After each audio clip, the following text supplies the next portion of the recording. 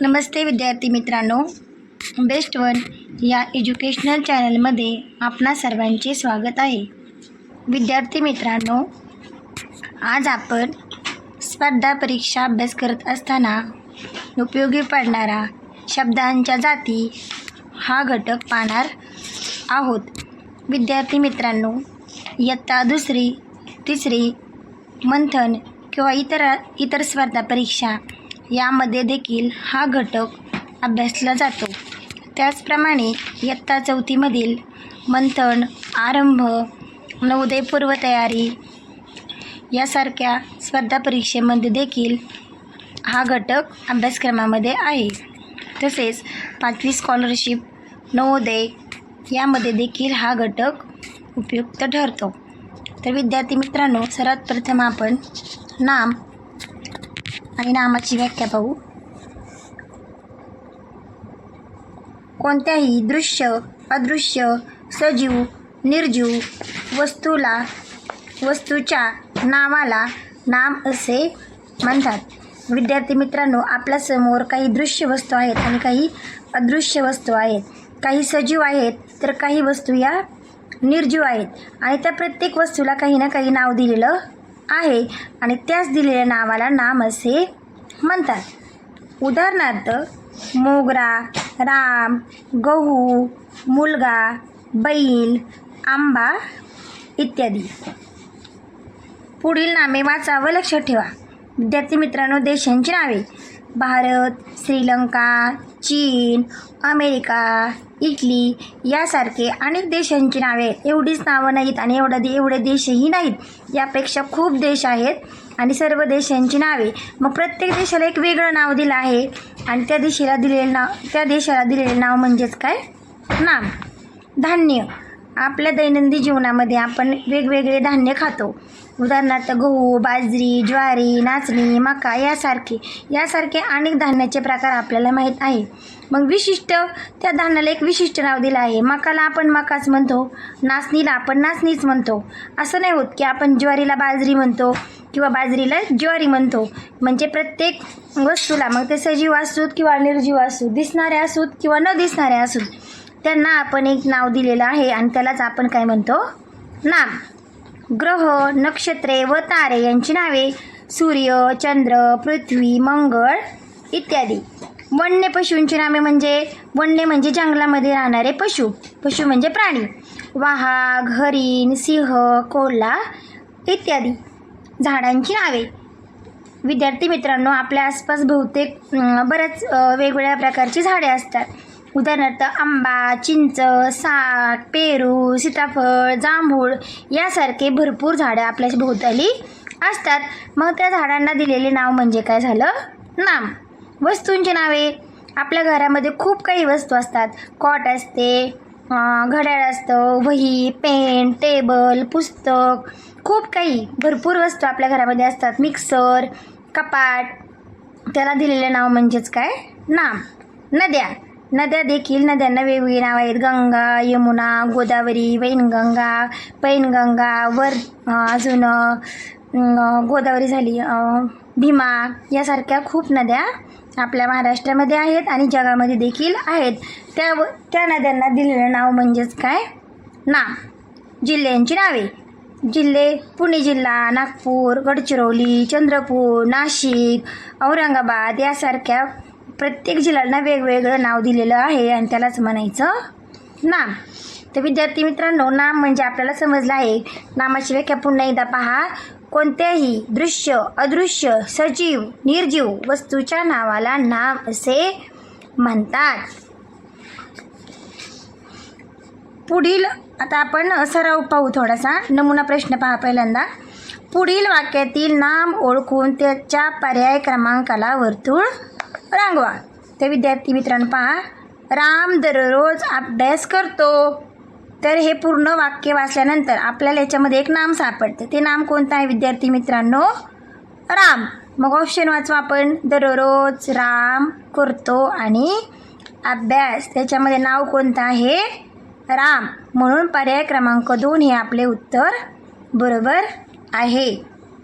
झाड खूप उंच आहे. विद्यार्थी मित्रांनो, यामध्ये पहिला पर्याय पहा, खूप.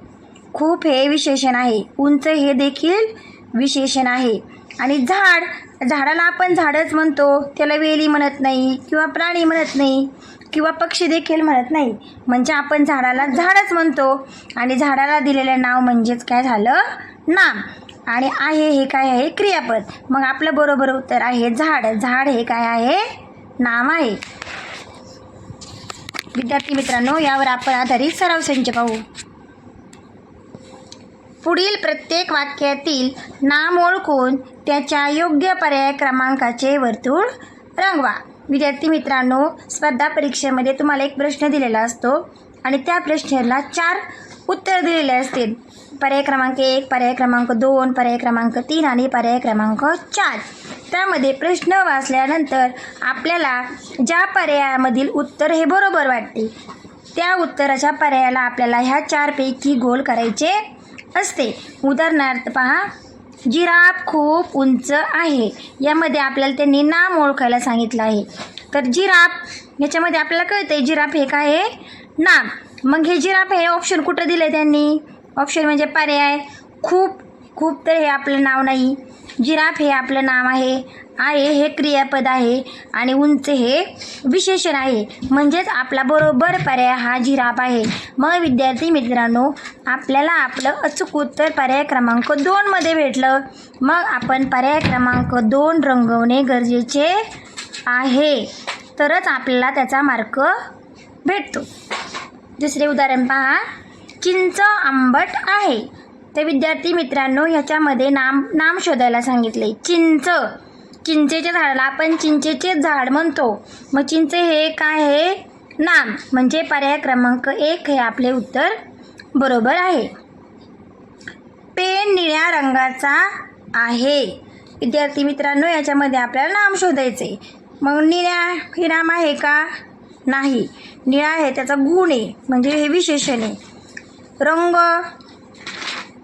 पेन आणि आहे.